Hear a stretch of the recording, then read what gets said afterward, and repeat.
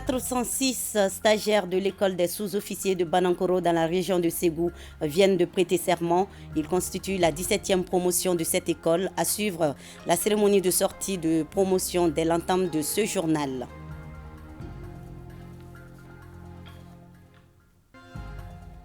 C'est la saison des pluies. Plusieurs localités sont exposées à des risques d'inondation. À Bamako, on prend les devants pour minimiser les impacts négatifs, vous le verrez.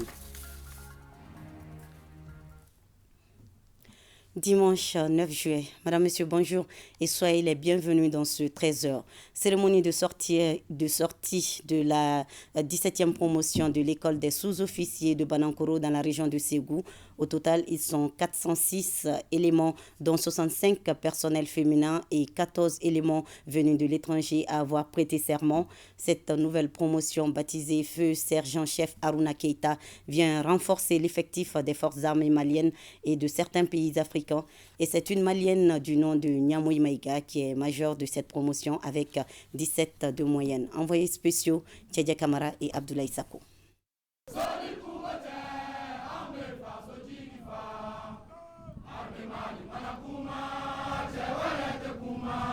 Les ennemis de la paix sont prévenus. Les 406 éléments, désormais sous-officiers en symphonie, promettent une riposte sévère contre toute tentative de déstabilisation. Après 2 ans de formation, c'est le grand jour pour eux. Place au cérémonial. Conformément aux vœux du ministre de la Défense et des anciens combattants, la 17e promotion de l'école des sous-officiers de Banankoro porte le nom de Feu Sergent-Chef Aruna Keita.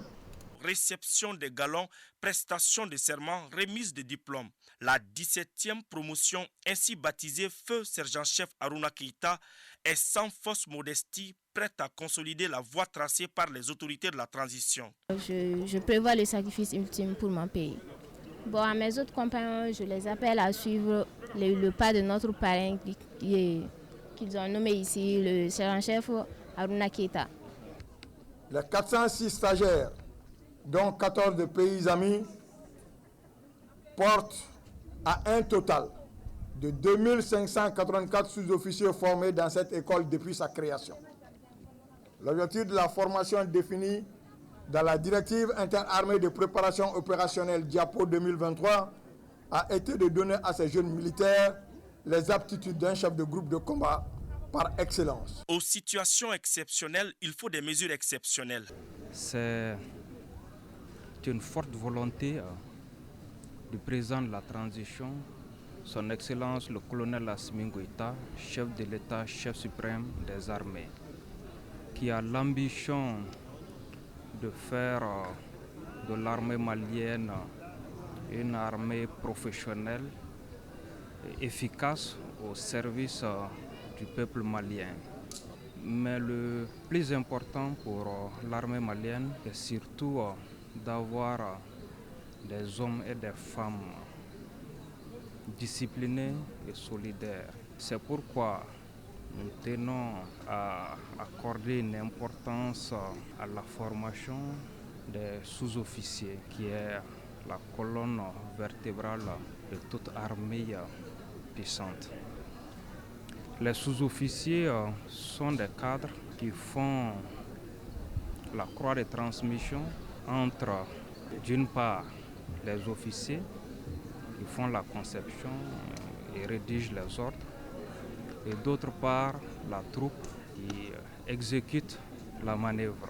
Après cette étape, ces différents chefs de troupes seront répartis entre les états-majors et les services des armées. C'est ensuite qu'ils seront déployés sur le terrain afin d'honorer leur serment, qui est de défendre la patrie au prix de leur vie s'il le faut.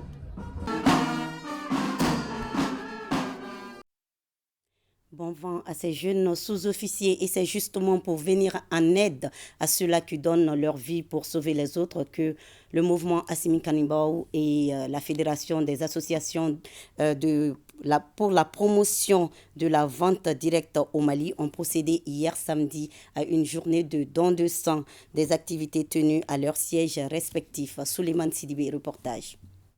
C'est un acte citoyen accompli par le mouvement Assimi Kanibao ce samedi à son siège à Daoudabougou. Il s'agit d'un don de sang. Les membres du mouvement donnent leur sang aux militaires blessés de guerre. L'objectif est clair. C'est aider le pouvoir en place, c'est aider le président Assimi Goïta qu'on a dans notre cœur, qu'on supporte et qu'on aime. Donc c'est les aider dans leurs tâches quotidiennes, les aider à s'occuper des blessés de guerre, les militaires. L'objectif c'est ça. J'appelle tout le monde, que ce soit mouvement ou association ou individuel, à faire bon usage du sang que Dieu nous a donné, qu'on peut leur donner sans payer. Et on a ça, chacun peut faire de son mieux pour donner au moins une poche, chaque Malien. Pour cette journée de don de sang, qui est à sa 3e édition, une trentaine de poches de sang seront mobilisées au dire des responsables du mouvement qui comptent pérenniser cette initiative. Même exercice organisé par la Fédération des associations de vente au direct au Mali. Elle a mobilisé environ 300 poches de sang. Un geste de solidarité à l'endroit de ceux qui donnent leur vie pour sauver les autres. Vu le contexte dans lequel le pays se trouve pendant ces années, donc nous aussi jeunes réunis en association et en fédération, donc pour notre contribution pour la cause de la nation, nous avons vu et jugé nécessaire de procéder à ce don de sang afin de soutenir nos forces armées et de sécurité. La Fédération des associations de vente au direct au Mali regroupe 5 associations et compte plus de 1000 membres à travers le pays. La fédération compte intensifier ses dons de sang à l'intérieur du pays dans les prochains jours. Et dans le cadre de l'assistance aux familles des soldats tombés sur le champ de bataille, 100 orphelins des militaires et paramilitaires bénéficient d'une formation sur les TIC, notamment la robotique. L'initiative est de l'entreprise Millennium Technology en partenariat avec la direction du service social des armées. Maïmouna Guindo. D'après le philosophe chinois Confucius, l'apprentissage est un trésor qui suivra son propriétaire partout. Cette citation, l'entreprise Millennium Technology en fait sienne pour initier une formation en robotique à l'endroit de 100 enfants, des militaires et paramilitaires tombés sur le champ de l'honneur. Dès le bas âge, ces pupilles de la nation seront dotés de connaissances en matière de nouvelles technologies. Objectif, faire d'eux des acteurs du changement en matière de TIC. Durant un mois, ces enfants vont être initiés à un certain nombre de modules technologiques, notamment l'intelligence artificielle, la robotique, le développement web, les investigations numériques, le multimédia, l'infographie, le codage et décodage des téléphones également, mais aussi un pan extrêmement important, la citoyenneté et le patriotisme. Les enfants étant l'espoir et l'avenir d'un pays, organiser une telle formation à leur profit les permettra non seulement d'acquérir de nouvelles connaissances, mais aussi préparer-la à faire face aux défis du monde contemporain.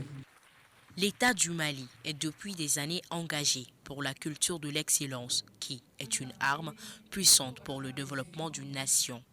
Les plus hautes autorités de notre pays, sous l'égide de son Excellence le colonel Assimi Goïta, sont activement engagées pour que notre pays, le Mali, soit une référence continentale et un repère mondial en matière d'excellence dans la révolution et les innovations technologiques. Les questions de prouesse de nos enfants et jeunes, à travers des formations techniques pointues, des formations professionnelles pragmatiques, sont au cœur des plus grands défis que le gouvernement, sous le leadership du Dr Choguel Kokala Maïga, Premier ministre chef du gouvernement, s'attelle à relever. Les enfants d'aujourd'hui sont l'avenir de demain et les initiateurs de cette session de formation ont compris que le meilleur héritage qu'on puisse les offrir est la formation afin qu'ils puissent prendre la destinée de leur vie. À présent, des nouvelles de la Biennale artistique et culturelle du Mali qui se tient à Mopti. La diversité culturelle est un atout pour le vivre ensemble et la consolidation de l'unité nationale. C'est le thème du deuxième panel de la Biennale animé par le représentant de l'UNESCO au Mali. Il a notamment mis en exergue la richesse culturelle du pays qui suscite l'intérêt de par le monde. Cheikh Fantamadi Ndiaye et Issa Konati. Installé à Bamako depuis 2019, le chef bureau représentant de l'UNESCO au Mali est tout heureux de se retrouver dans ce pays. Dans son rôle de veille pour la préservation du patrimoine matériel et immatériel, honneur lui a été fait d'animer le panel numéro 2 sur la diversité culturelle, un atout pour le vivre ensemble et la consolidation de l'unité nationale. Parlons des années 2019-2020, on était habitués au jour de deuil. Donc venir au centre du Mali et dans ce stade, voyons le Premier ministre faire son discours et voir les enfants en train de jubiler sur le terrain, c'était une scène vraiment que je ne m'attendais pas à vivre un jour donc, de mon mandat ici.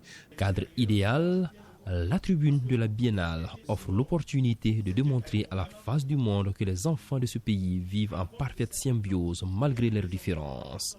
Et l'UNESCO mettra tout en œuvre pour consolider cette union de cœur et des esprits. Le pays est en train de respirer, le pays commence à vivre et les enfants, les jeunes filles et les jeunes garçons commencent à sortir vraiment de leur jolie robe pour célébrer vraiment l'UNESCO. À travers dans son accompagnement, à travers les conventions qu'il a mis en place. Nous sommes là à travailler avec le gouvernement et aussi la société civile pour promouvoir vraiment cette diversité culturelle qui s'exprime vraiment à travers plusieurs formes de la culture malienne. Le Mali doit travailler à valoriser tout ce qui l'identifie à travers le monde. C'est un pays dont l'authenticité de la diversité culturelle suscite la curiosité. Oui, pour les curieux qui veulent découvrir la culture malienne, plongez déjà dans l'histoire et la riche diversité culturelle de Tombouctou à travers le recueil Tombouctou et ses mystères. Dans cette œuvre littéraire, le jeune écrivain malien Mahamadoun Oumar Touré valorise la cité des 333 saints. Le livre a été lancé officiellement hier samedi à la Bibliothèque nationale, suivant le compte-rendu de Bokari Koulibaly et Abou Kone. Inspiré par la richesse et la diversité culturelle de Tombouctou, Mahamadoun Oumar Touré, passionné d'écriture et de lecture, intègre le monde de la littérature. Il met à la disposition des amoureux du 5e art un recueil de poèmes entièrement dédié au mystère de la cité des 333 saints. Une façon pour l'auteur de promouvoir les valeurs sociétales, culturelles et religieuses de la ville qu'il a vu grandir. Tombouctou et ce mystère est un recueil de poèmes qui est basé sur la culture tombouctienne, cette diversité de la culture tombouctienne et également quelques danses traditionnelles en terminant par une recommandation de la paix et de la cohésion sociale dans cette ville de Tombouctou. Que nous, les jeunes Maliens, on arrive vraiment à valoriser nos différentes cultures, que ce soit la culture des Kaï, la culture de Ségou, des Sikasso, de Kidal, partout dans le Mali. Opportunité pour celui qui a préfacé l'œuvre de féliciter l'auteur et reconnaître l'importance de la promotion de nos valeurs culturelles à travers les contenus livresques. Depuis un certain temps, je le constate, les jeunes Maliens s'adonnent plutôt à la poésie de l'événement privé. Ils préfèrent parler d'eux-mêmes. Touré a préféré parler de la ville qui a bercé son enfance. Le livre est à lire pour découvrir cette ville et ce qu'il a appelé ses mystères. Ce recueil de poèmes de 52 pages sur les mystères de la ville sainte n'est pas la seule œuvre littéraire de l'auteur. Il avait auparavant écrit des livrets sur la dictée en anglais ainsi qu'un livre en développement personnel. L'hivernage à Bamako est souvent marqué par de fortes précipitations, donc occasionnant par endroits des inondations. Il est donc essentiel d'identifier ces zones et de mettre en place des mesures préventives pour minimiser les impacts négatifs. Exemple à la zone industrielle où la SONATAM a pris les devants pour protéger les riverains. Constat avec Aguibo Koulibaly. L'hivernage est une période critique en raison des fortes précipitations et du risque élevé d'inondation. À Bamako, plusieurs quartiers sont identifiés comme étant exposés au risque d'inondation. Parmi ces zones, on peut citer les quartiers de Bankoni, Djikoroni-Para, Lafiaboukou, Niamakoro, ainsi que certaines parties de la zone industrielle en commune 2. Pour accompagner les autorités de la transition, la SONATAM a déjà commencé le curage des grands collecteurs pour éviter l'inondation à la zone industrielle. C'est une initiative que nous avons en ambition depuis un certain temps et nous avons concerté également les entreprises voisines pour essayer de voir comment on peut curer le grand collecteur qui passe par ici parce que chaque année, nous constatons des inondations dans la zone. Donc, à l'entrée, au début de cette saison, on a pris la décision de curer une bonne portion de ce grand collecteur pour éviter l'inondation dans cette zone quand même qui est une zone de passage de beaucoup de nos concitoyens. Et également, ça nous évite des inondations dans nos unités industrielles. Ce caniveau a été réparé il y a un bon moment, mais avec sa longue profondeur, les abords doivent être agrandis parce que chaque année, ces endroits s'amortissent. Et les déchets qui arrivent ne font pas le curage. Si le fossé est bouché, l'eau stagne au bord de la route, donc elle n'a pas le choix, elle retourne dans la maison. Forcément, ça provoque de l'inondation.